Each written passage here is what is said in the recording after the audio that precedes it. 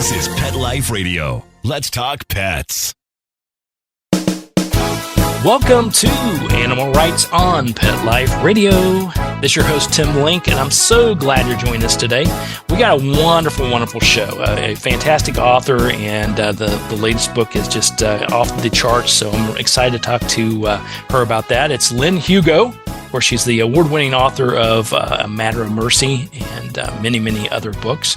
And her latest book's called The Language of Kin, K-I-N. So we're going to pick her brain a little bit about that, the title, the book itself, and all the wonderful animals inside. And then, of course, we'll circle back, as always, and talk to Lynne about her writing styles and the super ease it was for her to write this book, or not. So everybody hang tight. We'll come back right after this commercial break. You're listening to Animal Rights on Pet Life Radio. Take a bite out of your competition. Advertise your business with an ad in Pet Life Radio podcasts and radio shows. There is no other pet-related media that is as large and reaches more pet parents and pet lovers than Pet Life Radio. With over 7 million monthly listeners, Pet Life Radio podcasts are available on all major podcast platforms. And our live radio stream goes out to over 250 million subscribers on iHeartRadio, Odyssey, TuneIn, and other streaming apps. For more information on how you can advertise on the #1 pet podcast and radio network, visit PetLifeRadio.com/advertise today. Let's Talk Pets on PetLifeRadio.com. Welcome back to Animal Rights on Pet Life Radio. Joining me is author Lynne Hugo. Lynne is the award-winning author of A Matter of Mercy. She's also the National Endowment for the Arts Fellowship recipient and has received numerous awards and for all of her various books and all the fiction books, the novels, everything that she's done. She's a brilliant, brilliant writer, and we're excited to talk to her about her latest book, The Language of Kin. Lynne, welcome to the show. Thank you so much. I'm really honored to be with you. Oh, well, thank you. We appreciate it. Honors all ours for sure. And I was mentioning offline the book. I won't give all the highlights, but it's got a wonderful animal that's near and dear to my heart on the cover. So that always catches my eye right away. And then, of course, the novel's fantastic. And the novel's called The Language of Kin. Tell us a little bit about the book and how it came about without giving away all the secrets. All right. The Language of Kin is about a fundamental ethical conflict between two zookeepers. Their names are Kate and Mark, and it's over how to help a young, terrified chimpanzee acclimate to a fictional zoo, which is set in Dayton. Eve had been caught as a baby in Uganda and sold to an American medical lab where she was traumatized by years of painful medical experiments. No, I don't like that part of the book. The book doesn't focus on that, as you know. Yes. So tell us a little bit about some of the highlights without giving away the whole story. And then obviously the conflicts between the two and their ideology on how to handle matters. And then I know you've got some other critters in the book as well. So maybe you want to give them their just due. The ethical conflict has to do with what actually does exist in this world. It is that on one hand, zookeepers, particularly with regard to primates, believe that they should be allowed to live in a very naturalized area with minimal human intervention and be in their social groups. And normally in the wild, they parent cooperatively. They teach each other how to use tools, meaning sticks, to forage for ants, and they climb, and they are very, very bonded to each other. And on the other hand, that group also believes sanctuaries are far preferable to zoos, and they also believe that really the best thing to do is to stop habitat destruction so that they're not in captivity at all. That is the primary goal, to avoid zoos and even sanctuaries and keep them out of captivity, that they just don't belong in captivity. But the preference would be a sanctuary over a zoo. Then on the other hand, there is a significant group of primatologists who believe that human greed is simply unavoidable, and that zoos and even sanctuaries are a reasonable finger in the dike of extinction, and that making zoos and sanctuaries the very best they can be is the way to go. So that's the ethical conflict, and both are very strongly held and reasonable, I think, and most people think those are reasonably held beliefs. That's perfect. We'll get to the other critters in the book here in a little bit, but it brings up a great point, and the book does it justice with the two keepers that are in the book, in the fact that I debate this quite often, or have others debate this on my behalf, because the work that I do, I work with zoos, I work with wildlife sanctuaries, I work with rehabilitation, and et cetera, et cetera. And my viewpoint, maybe it's how I am in general. I take a gray approach to most everything, because I think there's a little bit of truth in just about everything. And I understand that, if it's possible for the primates and the rest of the animals to be in their natural habitat, then that's the way it should be. And we should, get away from the greed and the destruction that we're causing as humans. On the other side, the zoos and the sanctuaries do provide a valuable service. And even from an educational standpoint, if it's done right, oftentimes, there are individual special children in inner cities that would never experience an animal other than maybe a dog or a cat or a squirrel that's coming down the path, but they never get to experience the understanding of what's going on with the animals, get to see them, get to interface with them, and develop a love for them. So it is a great debate. I won't ask you if you don't want to answer where you draw the line, or if there is one, but I think it's a great debate and how you intertwine that into the content of the book. I tried really hard not to take a position, but to fairly represent both sides, because I think it's such a difficult ethical question. Should primates have to essentially sacrifice a normal life in order to educate humans? I don't know the answer to that. And I get your point, and there is a real educational purpose. A lot of sanctuaries rarely allow visitors, so we're really talking about zoos, I think. And I don't know the answer. And certainly there are some species of animals that don't live in social groups, and it's perhaps less of a sacrifice for them to be in a zoo. You know what I mean? Yeah, I understand. Yeah, absolutely. Absolutely. And it's not, we have to, my disclaimer on it is we know there are zoos out there that are just for money making. The conditions and things that are going on and how they treat the animals is questionable at best. And then just from the pure education standpoint, you have to have an environment and have to have individuals there that actually know the animals and can actually educate people when they go to see the animals.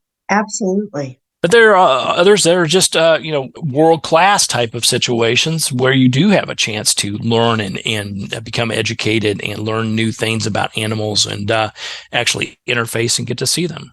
I couldn't agree with you more. And one of the things I made a real attempt to present from the point of view of one of the zookeepers in the novel is places like the Philadelphia Zoo that have that innovative Zoo 360, where they've put in overhead trails and really naturalized the environment so that the animals come as close as possible to the way they would live in the wild.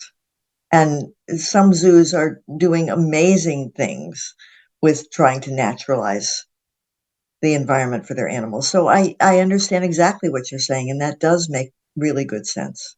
Yeah, absolutely. So the content of the novel, it always fascinates me when I'm talking to an author and how they came about the idea. Is it something that's been brewing for quite a while? Is it something you stopped and started and put it on the shelf for a little bit and pulled back down? Or is it a recent topic that's caught your eye and you decided, I'm going to give a spin on this myself? Well, a little bit of all of that. I've always been really interested in animal well-being and the human-animal connection, particularly. One of my earlier books is titled Where the Trail Grows Faint, A Year in the Life of a Therapy Dog Team, when I worked in a nursing home with my trained for therapy work Labrador Retriever, and really saw a lot about the benefit of the human-animal connection and human-animal communication. And that interested me. And I have a dear friend here in Oxford who is a professor, who is a primatologist. And I was speaking with her, and she's done a lot of field work in Kenya and Uganda with chimpanzees. So that got me very interested. And I'm interested in the effects of climate change on habitat destruction.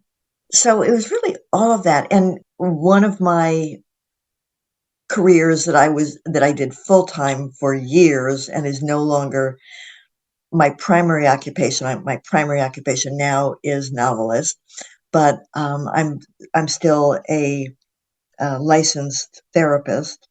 So communication and human to human communication is also a strong connections, and language and how we use it and misuse it, and how it connects us and fails to connect us sometimes. That's also an extremely important issue to me.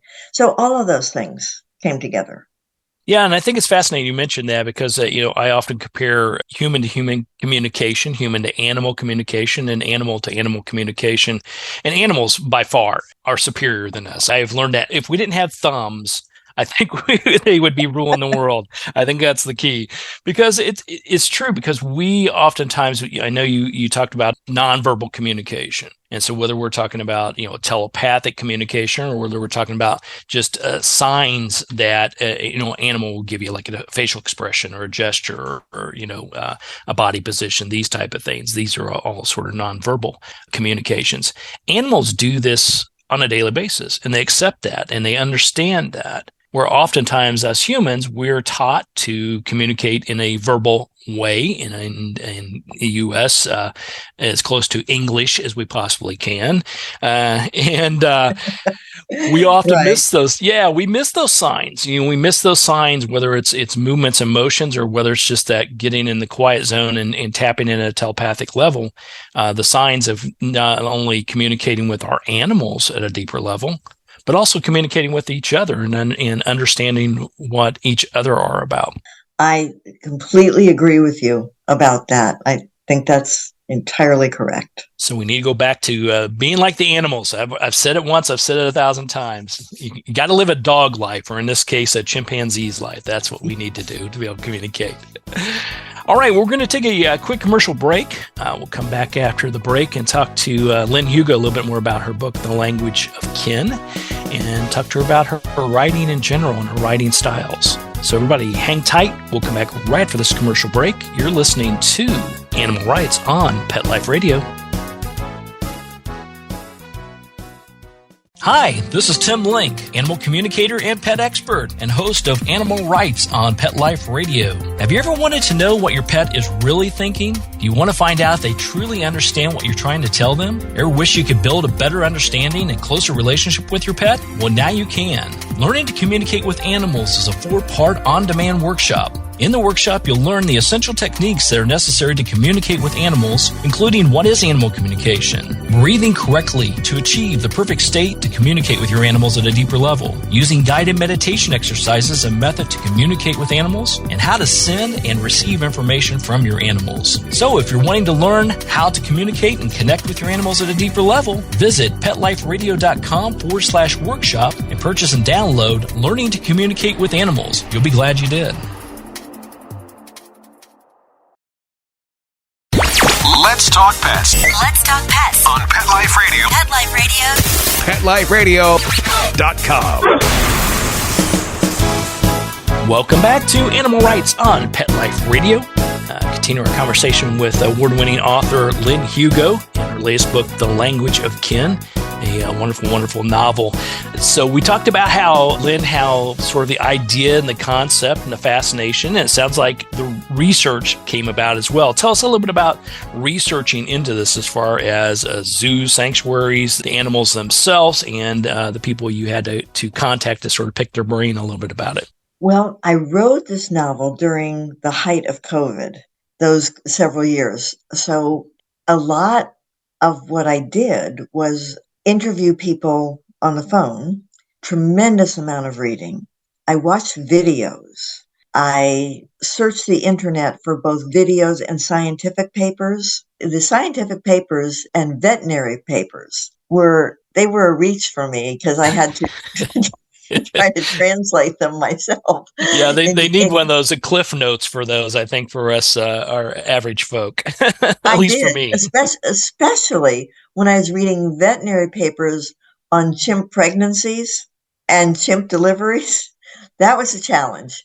And then I did have access to the friend of mine who is a primatologist, and she was kind to introduce me to another primatologist who had experience working in a laboratory, a medical lab, and also had done zoo work as opposed to my friend here at Miami University who had done, well, they both had done field work in Africa. So I had advice and input from firsthand experts. And then once I had a full draft, they both put me in touch with another primatologist who at the time, well, she still works in a wildlife, I think it's a wildlife preserve now. But anyway, at the time she was the director of education at a zoo. And I sent her the completed draft. And this was not somebody that I had any contact with. She wasn't involved in giving me information or resources. And she read the complete draft and gave me feedback and made a couple of corrections. It was extremely helpful. So then that was Dr. Rusek. And then she also gave me an endorsement as to the accuracy of the novel with regard to the scientific portions of it. I wouldn't even call them scientific. I would say the accuracy of how things happen in a zoo, because that was important to me. I didn't want to misrepresent, since I've never worked in a zoo, of course. I didn't want to misrepresent, for example, how are emergencies handled in a zoo, just animal care in a zoo. That's important. I think if you're going to write a novel that's set in a specific location, and I just think, to me, it's important that it be well done and accurate. Yeah, absolutely. The research behind it, because like you said, it's not a scientific book, but it has its facts correct. And I love the fact that you went to multiple resources and you actually went to someone to say, "Hey, do I have this right?" Dr. Russick was kind enough to respond and do an endorsement, which we always love that. But how do you then take all that somewhat scientific brain stuff in the research, which is very, very important, and turn it into a novel where someone will, like you said, we're not drinking 8 cups of coffee and to read through this and we can't figure out what they're talking about anyway. So it's not that way. So how do you blend those two and say, okay, I've got all the good research, I've got all the material that makes this accurate to the best of my knowledge, then how do I make this appealing to someone who wants to sit down and read a good novel? Yeah, I think what's important is to weave it in to a story and to just make sure that what is in there is not overwhelming and that it's just, as I said, woven in to give it authenticity, but not make it overly didactic. Yeah. So that people just pick up as they're reading what they need to know and what they might want to know too. Exactly. So planting those little seeds, unbiased seeds, and I do have to say that about the book, and getting people to think a little bit as they enjoy what they're reading as well, and getting attached to the animals as well as the characters that are in the book. Yeah, I wanted people to see what happens with one particular animal. I think if you get a feeling for one animal's journey, you can care about one animal a lot. You know what I mean? Yeah. And I think people become invested in the story when it has to do with certain people and an animal, then it evokes more emotion. And you want to be able to feel something. I think that makes for a good novel too, if it evokes emotion and it makes you care. Absolutely. So let me ask you then, for this particular book, you mentioned you've got wonderful research in there. You've got things to educate people. You've got things in here to touch people, connect with the animals, et cetera, et cetera. Is there a goal? Is there one thing, if you said, okay, all that being said, when someone picks up a copy of the book, The Language of Kin, what do you hope they get from the reading through the novel? I hope that they care and they want to discuss it. I wanted to raise questions for them and have them think about it, wonder about it, and take it seriously. Because I think ethical questions are really important for all of us. And so I'm not trying to tell anybody what they should believe or what they should conclude. But I think raising the question is really important. Yeah, I think you're absolutely right. And to think it through and to get the conversation going in our society, especially here in the United States, in my opinion, everything seems to be more black and white. You're on this side or you're on that side. And no matter what the topic is, and if you're not on my side on every column, then perhaps you're not on my side at all. That seems to be the mentality. And I think the approach you've taken in the novel here, The Language of Kin, is spot on. No, you're not telling them what to think or do. Here's the information. Here's the something to connect with. Now think about it a little bit and converse with others. I think my work is often good book club fiction because there's a lot to discuss. There you go. And I like the idea of people thinking and discussing and seeing both sides. I like it. So you've accomplished that well in the novel for sure. And if you can now write a bunch of other novels to get us talking about other topics and come to an agreement on things, that would be even better, Lynne. No pressure. Well, this one isn't my first. I usually try to do that. So I really appreciate what you've said. I really do. Thank you. Absolutely. Well, we know you're a skilled novelist, and we love all your work. And this one in particular, The Language of Kin, is heartfelt and it gets you thinking, and it has a chimpanzee on it. So you can't go wrong there for sure. Thank you, Tim. Thank you. Well, Lynne, where can people find out more about you, all the events, anything going on, all your past novels, all the future stuff you're working on? How's the best way to track Lynne Hugo? Well, I have a website, LynneHugo.com, and Lynne is spelled with an E on the end. A lot of people miss that, which is easy to do, but my mother was very insistent on the E on the end of Lynne. And I have a Facebook Lynne Hugo Readers page and Instagram Lynne Hugo Author. And Twitter, I'm not very active on Twitter, but I'm on there. Those are the best ways. And I do have an occasional blog/newsletter, and I invite subscribers. I'm also on BookBub, and that's where I review books. So I really invite subscribers to my blog, which is on my website, by the way, and BookBub, if you're interested in my book reviews. But I invite followers anywhere, and I really make an effort to respond to comments and reviews, and I appreciate them greatly. Absolutely. So we'll make sure that gets posted. Everybody go take a look at what's going on with Lynne, all of her past great work.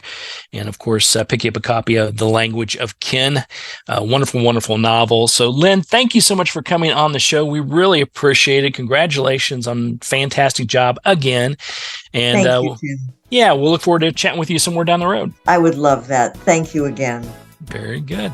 All right. Well, we're coming to the end of the show today. I want to thank everyone for listening to Animal Rights on Pet Life Radio. I want to thank the producers and sponsors for making this show possible. If you have any questions, comments, ideas, or people you want to hear from on the show, drop us a line or check out the website. It's at petliferadio.com. And while you're there, check out all the other wonderful shows and hosts. It's a cornucopia of fantastic animal content. So everybody take a look at that. So until next time, write a great story about the animals in your life. And who knows, you may be the next guest on Animal Rights on Pet Life Radio. Have a great day. Let's Talk Pets, every week on demand, only on PetLifeRadio.com.